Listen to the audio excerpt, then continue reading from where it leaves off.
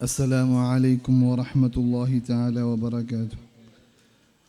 فأعوذ بالله من الشيطان الرجيم. بسم الله الرحمن الرحيم. ألا إن أولياء الله لا خوف عليهم ولا هم يحزنون الذين آمنوا وكانوا يتقون.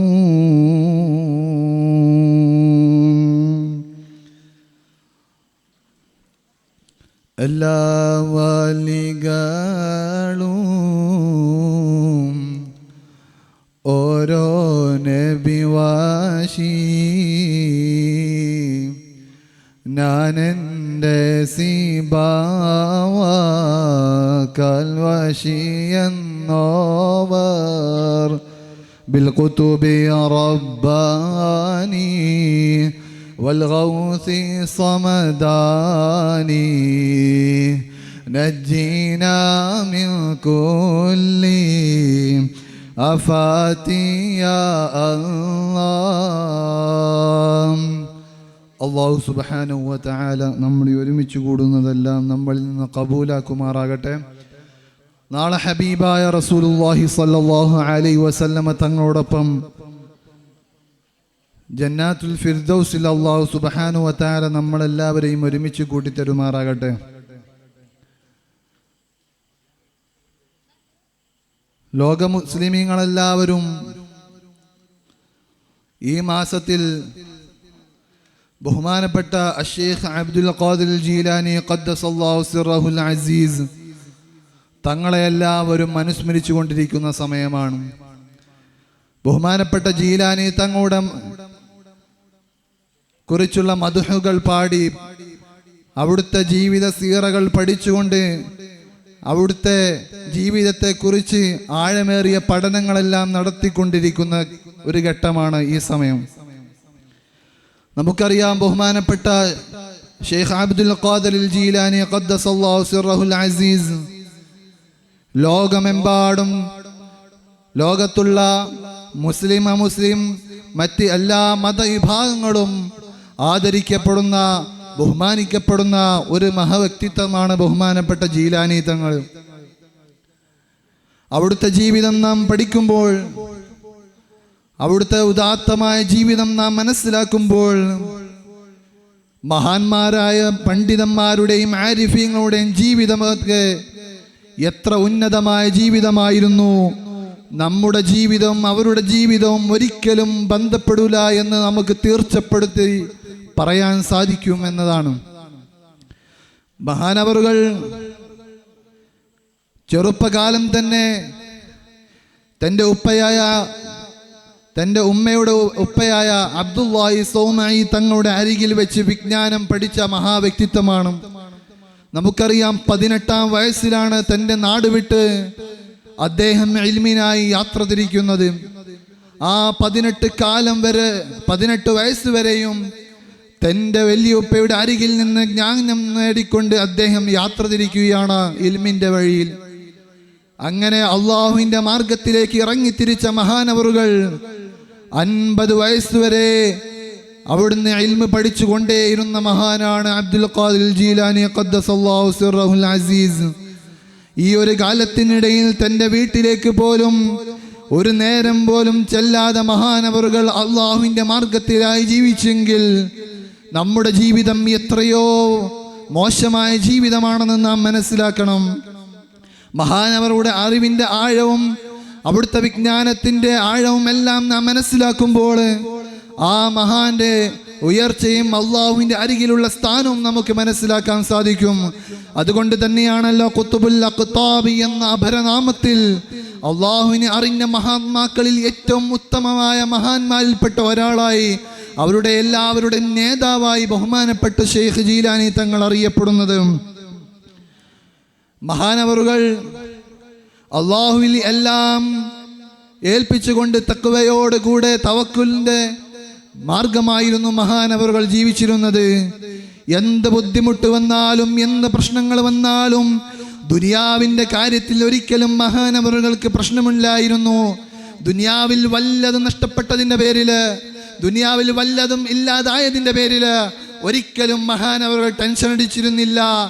മഹാന്മാർ ബഹുമാനപ്പെട്ട ജീലാനി തങ്ങളുടെ ചരിത്രം തന്നെ പഠിക്കുമ്പോൾ അവിടുന്ന് 4 ഭാര്യമാരെ വിവാഹം ചെയ്തിട്ട് 49 മക്കളുണ്ടായിട്ട് പോലും തൻ്റെ ജീവിതകാലത്ത് തന്നോടൊപ്പം ഉണ്ടായിരുന്നത് വെറും 10 മക്കൾ മാത്രമായിരുന്നു. ബാക്കിയുള്ള എല്ലാ മക്കളും തൻ്റെ ചെറുപ്പകാലത്ത് തന്നെ വിട പറഞ്ഞു പോയതായിരുന്നു. ഈ മക്കളുടെ വേദന, ഈ മക്കളുടെ വിട പറച്ചിലുകളെല്ലാം ഒരിക്കലും മഹാനായ ജീലാനി തങ്ങളെ അവിടുത്തെ പ്രശ്നമാക്കി എടുത്തിട്ടില്ല. എല്ലാം അല്ലാഹുവിൻ്റെ മാർഗത്തിൽ തവക്കുലാക്കിക്കൊണ്ട് ദുനിയാവിൽ വല്ലതും നഷ്ടപ്പെട്ടതിൻ്റെ പേരിൽ ഒരിക്കലും സങ്കടപ്പെടാതെ അല്ലാഹുവിലേക്ക് എല്ലാം ചേർത്ത് ജീവിച്ച മഹാനാണ് ബഹുമാനപ്പെട്ട ജീലാനി തങ്ങൾ. മഹാന്മാരുടെ ജീവിതം അങ്ങനെയാണ്, അവർക്ക് ദുനിയാവിന് ഭയമില്ല. അതുകൊണ്ട് തന്നെയാണല്ലോ ബഹുമാനപ്പെട്ട ഇമാം നവവി തങ്ങൾ പറയുന്നത്, ഇന്നലില്ലാഹി ഇബാദൻ ഫുതനാ طلقوا الدنيا وخافوا فتنا نظروا فيها فلما علموا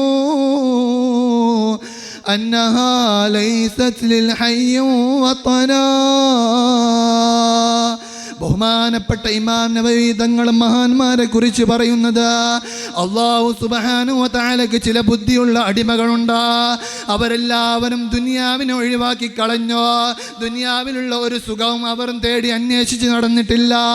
പകരം എല്ലാം ദുനിയാവിനെ ഒഴിവാക്കിക്കൊണ്ട് നാളെ പാരത്രിക ലോകത്തേക്ക് വല്ലതും സമ്പാദിക്കാൻ വേണ്ടി ജീവിച്ച മഹാന്മാരാണ് ബുദ്ധിയുള്ള മഹാന്മാര്.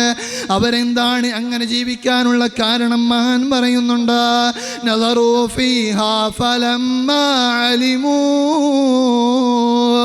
അവർ ദുനിയാവിനെ കുറിച്ച് മനസ്സിലാക്കിയപ്പോൾ, അവിടുത്തെ ദുനിയാവിൻ്റെ അവസ്ഥ മനസ്സിലാക്കിയപ്പോൾ അവർക്ക് ബോധ്യപ്പെട്ടൊരു കാര്യം, ഒരു ബുദ്ധിയുള്ള മനുഷ്യന് ഒരിക്കലും ജീവിക്കാൻ പറ്റിയ, യഥാർത്ഥ ബുദ്ധിയുള്ള മനുഷ്യന് ഒരിക്കലും ജീവിക്കാൻ പറ്റിയ ഇടമല്ല ദുനിയാവ്. അതുകൊണ്ട് തന്നെ അവരെല്ലാവരും ദുനിയാവിനെ ഒഴിവാക്കി കളഞ്ഞു. ആ ഒരു ജീവിതമായിരുന്നു ജീലാനി തങ്ങളുടേത്. ഇത്രയെല്ലാം പ്രശ്നങ്ങളുണ്ടായിട്ടോ, ജീവിതത്തിൽ ഇത്രയെല്ലാം യാതനകൾ സഹിക്കേണ്ടി വന്നിട്ടോ ദുനിയാവിൻ്റെ കാര്യത്തിൽ ഒരിക്കലും വിഷമിച്ചിരുന്നില്ല. ദുനിയാവിൻ്റെ കാര്യത്തിൽ ദുഃഖത്തിലായിരുന്നില്ല.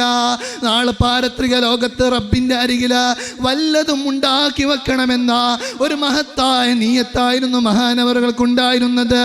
എപ്പോഴും റബ്ബിനെ ഓർത്ത് കരഞ്ഞുകൊണ്ട്, റബ്ബിലേക്ക് ദുആ ചെയ്തുകൊണ്ട്, രാത്രികാലത്ത് പൊട്ടിക്കരഞ്ഞ് അള്ളാഹുവിൻ്റെ മുമ്പിൽ അവിടുന്ന് നിർത്താതെ നിസ്കരിച്ച മഹാൻ.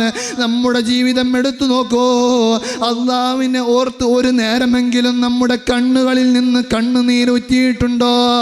എന്നാൽ അള്ളാഹു തആല പറയുന്നുണ്ട്, ثم قست قلوبكم من بعد فهي كالحجارة أو أشد قسوة فإن من الحجارة لما يتفجر منه الأنهار. റസൂലുള്ളാഹി തങ്ങളെ ഓർത്തുകൊണ്ട്, അവിടുത്തെ മഹാന്മാരെ ഔലിയാക്കളെ ഓർത്ത് കരഞ്ഞുകൊണ്ട്, റസൂലുള്ളാഹി തങ്ങളെ ഓർത്തുകൊണ്ട് കല്ലുകൾ വരെ കരഞ്ഞിട്ടുണ്ടെന്ന് ഖുർആൻ പറയുമ്പോൾ, മഹാന്മാരുടെ ജീവിതം പഠിക്കുമ്പോൾ, അവിടുത്തെ ചരിത്രം നാം മനസ്സിലാക്കുമ്പോൾ, അവരുടെ ജീവിതവും നമ്മുടെ ജീവിതവും തുലനം ചെയ്തു നോക്കുമ്പോൾ എന്തേ നമുക്കൊരു കണ്ണുനീരും വരുന്നില്ല? മഹാന്മാരായ ബഹുമാനപ്പെട്ട ജീലാനി തങ്ങളുടെ ജീവിതം നമ്മുടെ ജീവിതത്തിൽ എത്രയോ പകർത്തേണ്ടതുണ്ട്. അവിടുന്ന് മുത്തബിഉ സുന്നയായിരുന്നു. റസൂലുള്ളാഹി തങ്ങളുടെ മുഴുവൻ ചര്യകളും പിൻപറ്റി നടന്നിരുന്നതായിരുന്നു. മഹാൻ തന്നെ പറയുന്നുണ്ട്, ഫർളുകൾക്ക് ശേഷം എനിക്ക് ഏറ്റവും ഇഷ്ടപ്പെട്ടത് പാവപ്പെട്ടവർക്ക് ഭക്ഷണം കൊടുക്കലാണ്. അതുകൊണ്ട് തൻ്റെ മുമ്പിൽ വരുന്ന എല്ലാവർക്കും ധാരാളം സ്വതക്ക ചെയ്തു. ഒരിക്കലും ഒരു പാവപ്പെട്ട മനുഷ്യന് തൻ്റെ വീടിൻ്റെ അരികിലേക്ക് വന്നുകൊണ്ട് മഹാനോട് ചോദിച്ചു, മഹാനെ വല്ലതും തരണം, ഭക്ഷണം കഴിക്കാൻ വല്ലതും തരണമെന്ന് ചോദിച്ചപ്പോൾ അവിടുന്ന് മഹാൻ ചോദിച്ചു, എവിടുന്നാണ് വരുന്നത്? അവിടുന്ന് അദ്ദേഹം പറയുകയാണ്, ഞാനൊരു യാത്രക്കാരനാണ്, കപ്പൽ യാത്രികൻ. ഞാനൊരു പാവപ്പെട്ടവനാണെന്ന് മനസ്സിലാക്കിയ കപ്പിത്താനി എന്നെ അവിടെ നിന്ന് ഒഴിവാക്കിക്കൊണ്ട് എന്നെ തള്ളിക്കളയുകയാണ്. അതുകൊണ്ട് എനിക്ക് യാത്ര ചെയ്യാൻ കഴിഞ്ഞില്ലെന്ന് പറഞ്ഞപ്പോൾ മഹാനവറുകൾ അദ്ദേഹത്തിന് 40 ദീനാർ കൊടുത്തിട്ട് പറയുകയാണ്, ഇതുകൊണ്ട് നിങ്ങൾ ആ കപ്പിത്താൻ അരികിലേക്ക് ചെന്നിട്ട് പറയണം, ഇനിയുള്ള ഒരു പാവത്താനെയും മാട്ടി ഓടിക്കരുത്, എന്താ ഇത് അതിനുള്ള പരിഹാരമാണെന്ന് പറഞ്ഞ് 40 ദീനാർ നൽകി. മഹാന്റെ ജീവിതം നാം മനസ്സിലാക്കുമ്പോൾ അവിടുത്തെ ജീവിതം പഠിച്ചുകൊണ്ട് നമ്മുടെ ജീവിതം എത്രയോ മെച്ചപ്പെടുത്തേണ്ടതുണ്ടെന്ന് നമുക്ക് മനസ്സിലാകും. അല്ലാഹു സുബ്ഹാനഹു വ തആല മഹാന്റെ ജീവിതം പഠിച്ചുകൊണ്ട് അവിടുത്തെ ജീവിത ചരിത്രങ്ങൾ മനസ്സിലാക്കിക്കൊണ്ട് ജീവിക്കാൻ അല്ലാഹു നമുക്ക് തൗഫീഖ് നൽകുമാറാകട്ടെ. അസ്സലാമു അലൈക്കും.